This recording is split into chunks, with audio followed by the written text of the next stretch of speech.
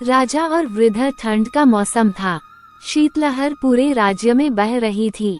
कड़ाके की ठंड में भी उस दिन राजा सदा की तरह अपनी प्रजा का हाल जानने भ्रमण पर निकला था। महल वापस आने पर उसने देखा कि महल के मुख्य द्वार के पास एक वृद्धा ओल्ड मैन बैठा हुआ है।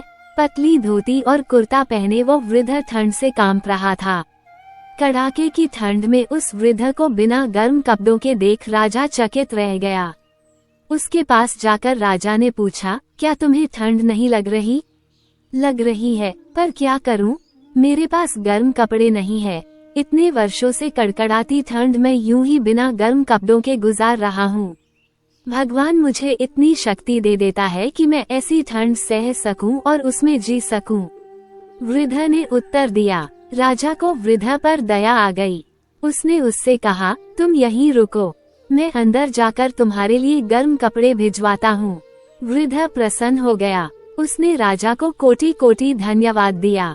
वृद्ध को आश्वासन देकर राजा महल के भीतर चला गया, किंतु महल के भीतर जाकर वो अन्य कार्यों में व्यस्त हो गया और वृद्ध के लिए गर्म कपड़े भिजवाना भूल गया।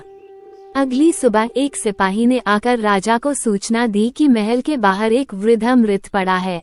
उसके मृत शरीर के पास जमीन पर एक संदेश लिखा हुआ है, जो वृद्ध ने अपनी मृत्यु के पूर्व लिखा था।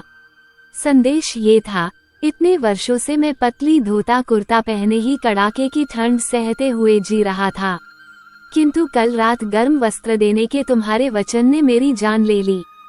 सीख: दूसरों से की गई अपेक्षाएं अक्सर हमें उन पर निर्भर बना देती है, जो कहीं न कहीं हमारी दुर्बलता का कारण बनती है। इसलिए अपनी अपेक्षाओं के लिए दूसरों पर निर्भर रहने के स्थान पर स्वयं को सबल बनाने का प्रयास करना चाहिए।